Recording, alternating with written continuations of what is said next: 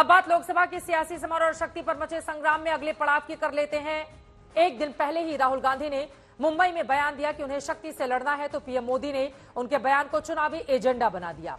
BJP ने नारी शक्ति वाले बयान को न सिर्फ धर्म से जोड़ा, शक्ति वाले बयान को लेकर आक्रामक हुई, बल्कि महिलाओं से जोड़कर सियासी हमले शुरू कर दिए हैं।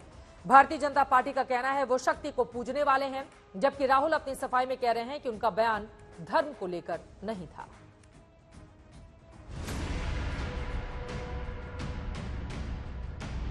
हिंदू धर्म में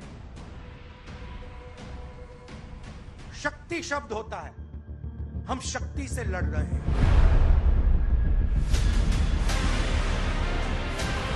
मैं इस चुनौती को स्वीकार करता हूं और मैं इन शक्ति स्वरूपा माताओं बहनों की रक्षा के लिए जान की बाजी लगा दूंगा। हिंदू धर्म में शक्ति शब्द होता है, हम शक्ति से लड़ रहे हैं। शक्ति पर संग्राम छिड़ा है। एक रोज पहले व्यक्ति पर हमला बोलते बोलते राहुल गांधी शक्ति पर हमला बोल गए और राहुल गांधी के बयान को नरेंद्र मोदी ने सियासी हथियार बना लिया। राहुल बोले क्या थे, पहले वो सुन लीजिए। हिंदू धर्म में शक्ति शब्द होता है, हम शक्ति से लड़ रहे हैं। राजा की आत्मा ईवीएम में है,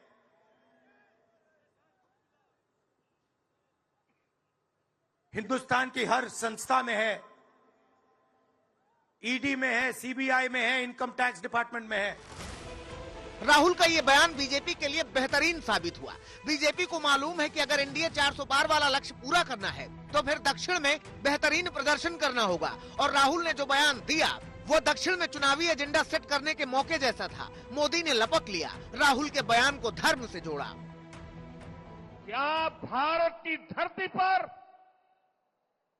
कोई शक्ति के विनाश की बात कर सकता है क्या? क्या शक्ति का विनाश हमें मंजूर है? हम सब शक्ति की आराधना करते हैं कि नहीं करते हैं? पूरा हिंदुस्तान शक्ति की आराधना करता है कि नहीं करता है?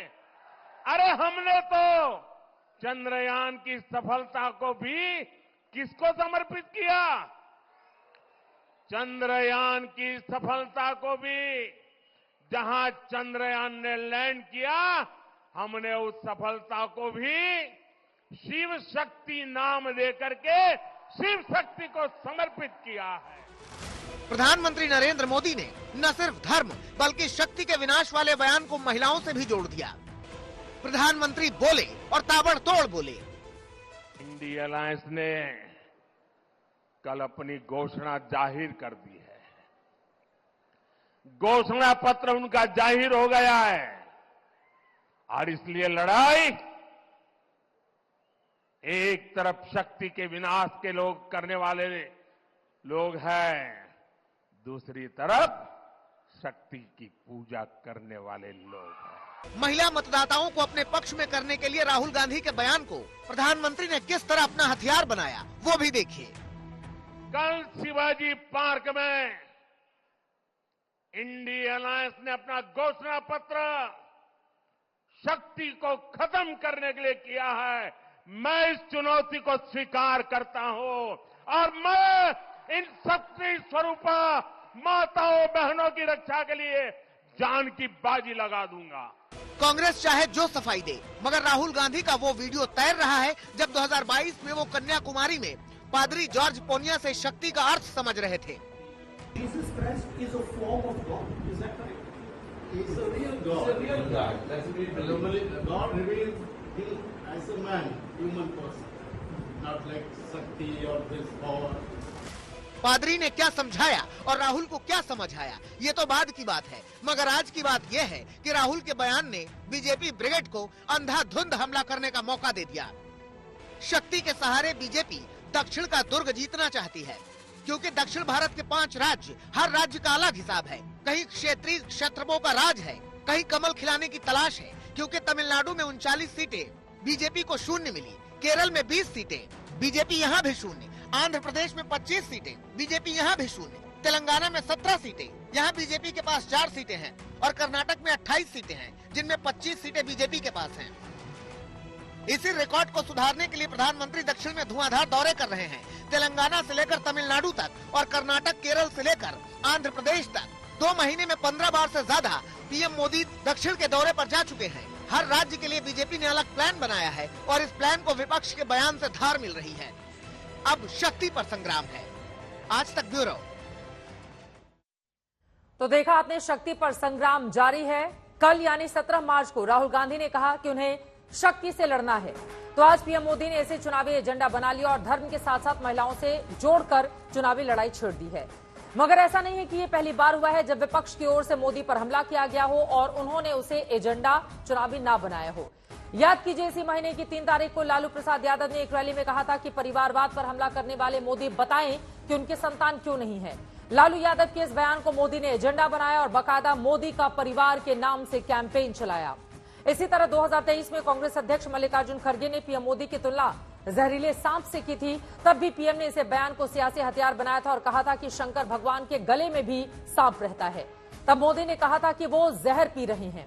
याद होगा आपको, 2019 में राहुल गांधी ने पीएम मोदी पर हमला करते हुए चौकीदार चोर है का नारा दिया था। पीएम मोदी ने तब मैं भी चौकीदार का कैंपेन चला दिया था। और 2014 में जब मणिशंकर अय्यर ने मोदी को चाय वाला कहा था, तब भी बीजेपी ने कैंपेन शुरू की थी, नाम दिया था चाय पर चर्चा।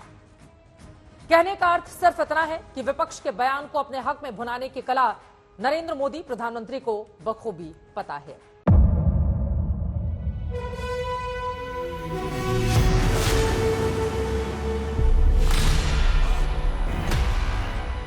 मुद्दों का मैदान, माहौल खराब होगा, जिम्मेदारी लेंगे, तर्कों पर घमासान। क्या बताना चाहते हैं इस देश को? किससे किसकी ठनी, न्याय की नीति नहीं बनती है, किसने दी किसे पटखनी, क्या सच है जिसको छिपाने की कोशिश। खबरों की दुनिया का सबसे बड़ा अखाड़ा दंगल देखे मेरे यानी चित्रा त्रिपाठी के साथ रोज शाम 5 बजे सिर्फ आज तक पर।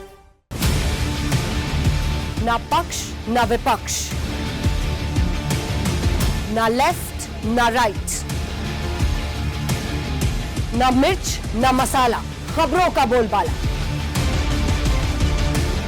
निडर निर्भीक सबसे सटीक स्पेशल रिपोर्ट सिर्फ आज तक पर।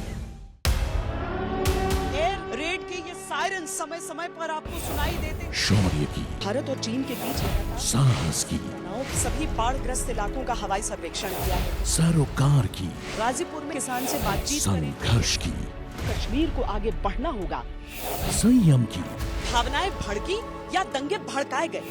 सवालों की, जनता के लिए, जनता के द्वारा, जनता की दस्तक।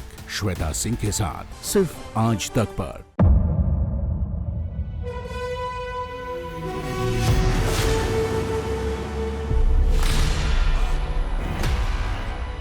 मुद्दों का मैदान, माहौल खराब होगा, जिम्मेदारी लेंगे, तर्कों पर घमासान। क्या बताना चाहते हैं इस देश को? किससे किसकी ठनी, न्याय की नीति नहीं बनती है, किसने दी किसे पटखनी, क्या सच है जिसको छिपाने की कोशिश। खबरों की दुनिया का सबसे बड़ा अखाड़ा दंगल देखे मेरे यानी चित्रा त्रिपाठी के साथ रोज शाम 5 बजे सिर्फ आज तक पर।